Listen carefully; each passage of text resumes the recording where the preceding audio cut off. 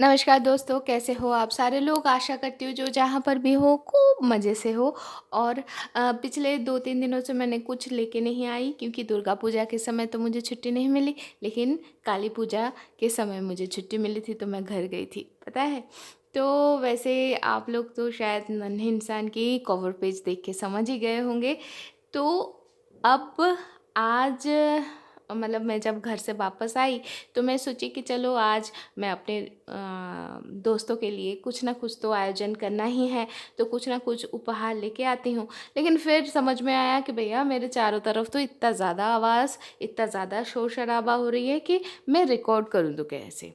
तो फिर मुझे लगा कि नहीं, कहानी, जो लोग रूपकथाओं की कहानी पे भरोसा रखते हैं उनके लिए तो कहानी सबसे ज़्यादा इम्पोर्टेंट होती है। तो बैकग्राउंड नॉइज़ आए भी तो कोई प्रॉब्लम नहीं होगी, है ना? हम लोगों के लिए इतनी मायने नहीं रखेगी। इसी भरोसे के साथ आज मैं आप लोगों के लिए सोमवार सुकुमार में उनकी ही लिखी हुई एक छोटी-सी लेकिन मज़ेदार सी कहानी लेके आ गई हूँ। आशा करती हूँ कि आप लोगों को अच्छा लगेगा। मैं अपने सीमित हिंदी ज्ञान के अनुसार मैं इस कहानी को, छोटी-सी कहानी को अनुवाद कर रही हूँ। आशा करती हूँ कि आप लोग भी खूब अच्छे से ठहाके लगा-लगा के हँसोगे। तो चलिए शुरू करते हैं। आज की जो कहानी है सुकुमार राय की लिखी हुई कहानी है, ठूके मारी और मुखे मारी।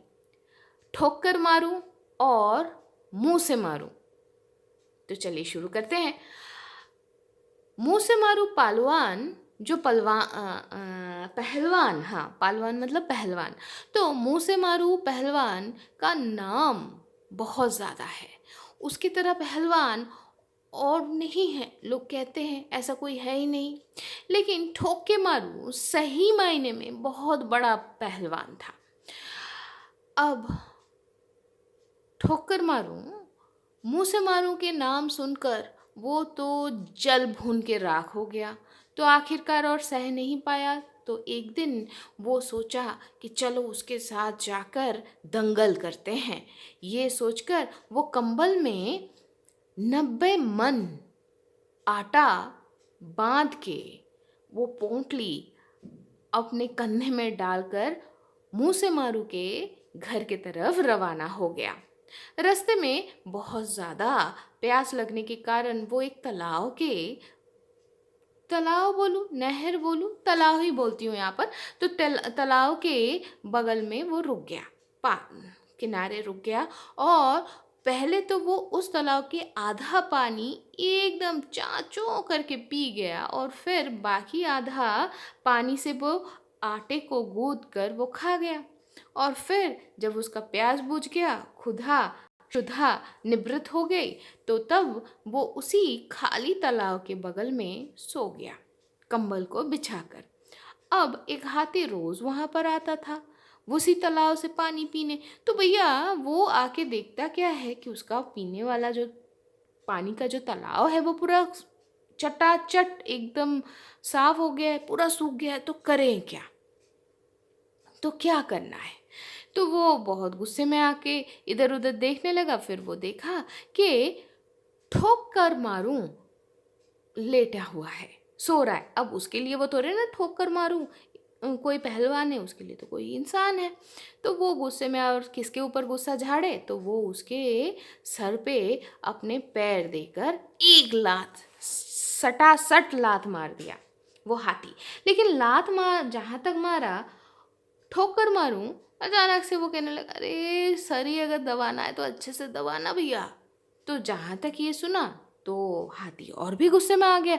तो जहां तक गुस्से में आ गया तो वो क्या किया, अब सोचा कि वो अपने सूंड से उस इंसान को पकड़ के फेंक देगा। तो भैया जहाँ तक वो फेंकने गया, हमारे जो पहलवान जी है ना, वो तुरंत झपाक से उसको पकड़ा हाथी को, और अपने थैले में, मतलब उस कंबल में पोंटली करके भर लिया और कंधे में डालकर फिर से मुंह से मारू के घर के तरफ आगे बढ़ गया। तो अब थोड़ी देर चलने के बाद वो पहुंच गया अपने गंतव्य, और जाकर वो उसके मतलब मुंह से मारू के घर के बाहर खड़ा होकर चिल्लाने लग गया, अरे कहाँ हो मुंह से मारू, तुम सुना है बहुत बड़ा पहलवान हो, अगर साहस है तो मुझसे लड़ने आ जा। ये सुनकर मुंह से मारू तो जल्दी से घर के जो खिड़की के दरवाज़ा है ना, जो पिछले हिस्से में जो एक दरवाज़ा रहता है, छोटा दरवाज़ा, वहाँ से वो भाग गया और जंगल के अंदर जाकर छुप गया। तो मुंह से मारू की जो पत्नी थी वो कहने लगी, वो तो है नहीं अभी घर पे, वो कहीं पर कहीं वही पहाड़ धकेलने गए हैं। तो ठोक कर मारू बोले, अच्छा ये देकर बोलना, ये कहकर वो उस हाथी को उसके जो आंगन है वहाँ पर फेंक के कहने लगे कि इसका मालिक उसके साथ लड़ने आए हैं, चाहता है मुंह से मारू के साथ लड़ाई करना, दंगल करने चाहता है। ये देखकर मुंह से मारू के घर के सारे लोग चिल्ला चोट करने लग गए। अब जल बहुत जोर जोर से चीख भी नहीं पाए, लेकिन मुंह से मारू का जो लड़का था वो बहुत ही बुद्धिमान था। तो वो अचानक से चिल्ला कर कहने लगा, माँ माँ देखो देखो, ये बदमाश हमारे आंगन में कहाँ से एक चूहा फेंक दिया है, अब क्या करूँ बोलो। तो उसकी माँ बोलने लगी, अरे डरने की कोई बात नहीं है बेटा, तेरा पिताजी आ जाएंगे और आकर अच्छे से इसको सबक सिखा देंगे। अभी तो एक काम कर, ये जो चूहा है ना, इसको झाड़ू मारकर फेंक दे भाई, हैं, फेंक दे। तो ये बोलने के साथ ही साथ अब देखो, अब हमारे जो ठोकर मारू तो वो बोलकर बाहर निकल के आया था, लेकिन इतने देर में वो क्या सुन रहा है कि आंगन में कोई अच्छे से झाड़ू मार रहा है। और फिर अचानक से वो सुन पाया कि मुंह से मारू का जो बेटा है वो कह रहा है, अरे अरे अरे अरे, ये तो नाले में गिर गया ये चूहा। तो ठोकर मारू सोचे, अरे जिसका लड़का इतना ताबड़तोड़ है, उसके पिताजी के साथ तो मैं अच्छे से लड़ ही सकता हूँ। इतने दिन बाद मुझे कोई एक अच्छा वाला संगत मिलेगा जिसके साथ लड़कर आराम होगा, अच्छा लगेगा। तो वो क्या किया, मुंह से मारू के घर के सामने एक ताड़ का पेड़ था, उसको एक हाथ से उखाड़ के वो कहने लगा, अच्छा बेटा सुन, तो अपने पिताजी को बोलियो तो मुझे ना एक स्टिक का, वॉकिंग स्टिक का ज़रूरत था, तो मैं ये लेके जा रहा हूँ।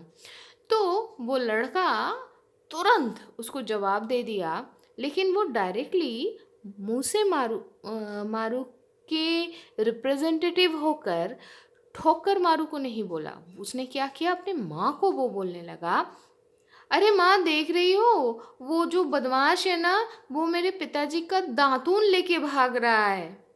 जहाँ तक ये सुना दातून, तो ठोके मारू का तो आँख सर पे चढ़ गया, बड़े बड़े गोल गोल आँख हो गया उसका। वो सोचने लगे, हैं ये ताड़ का पेड़, ये उसका दातून है, बाप रे, छोड़ दे भाई, इससे तो लड़ाई करके कोई लड़ाई करके कुछ होगा नहीं, ऊपर से बदनामी मेरा, चलो भाई इससे तो लड़ना ही नहीं है। ये बोल सोच के ही, ये सारी चीज़ें सोच के ही वो तुरंत पौ पा चला गया, वो गांव छोड़ के, सही मायने में वो भाग गया। तो अब थोड़ी देर बाद मुंह से मारू जंगल से निकल के वो पहले ही अपने बेटे को पूछा, वो कहाँ गया रे जो आया था। तो लड़का बोला, वो उस ताड़ का पेड़ जो है ना वो लेकर भाग गया।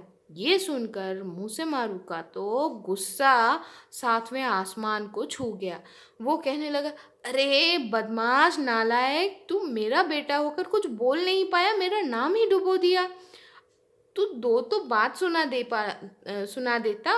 जा, आज तो मैं तुझे आज गंगा में तुझे विसर्जन करके आ जाऊंगा। ये कहकर वो अपने उस अपदार्थ नालायक लड़के को अपने कंधे में लाद कर गंगा जी में विसर्जित करने के लिए चला। लेकिन गंगा जो नदी है वो तो उसके गांव से बहुत ज़्यादा नज़दीक में नहीं था। तो लड़के को लेकर ढोते हुए वो चलने लगा और मन ही मन सोचने लगा, अगर ये मेरा छोरा एक बार भी कह दे कि बाबा और नहीं, तो मैं कह दूंगा कि नहीं नहीं ठीक है, इसके ये एक बार पहली बार माफ़ कर दिया, फिर से ना हो बोलकर मैं अपने छोरे को लेके घर वापस आ जाऊंगा।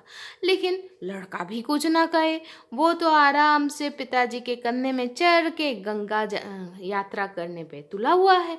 तो जब गंगा जी आने वाला ही है, ऐसा जब हो गया हालत, तो मुंह से मारूं कहने लगा, अच्छा अ, अ, सुन, और ज़्यादा दूर नहीं है गंगा, ठीक है, गंगा जी अभी आने वाला है। तो भाई बहुत दूर ना सही, लेकिन एकदम पास में भी वो लोग नहीं पहुंच रहे थे गंगा जी के। तो उसका बेटा कहने लगा, हाँ पिताजी, पानी का छींटा लग रहा है ना, मुझे पता चल रहा है। तो ये सुनते ही मुंह से मारू अचानक से कहने लगा कि भाई, पहले तो सोचा कि अरे ऐसा जवाब ये दे रहा है, तो फिर से एक बार पूछूं लड़के को। तो वो अपने छोरे को पूछा कि तू सच्ची बता, तो क्या बोला है तूने उस बंदे को।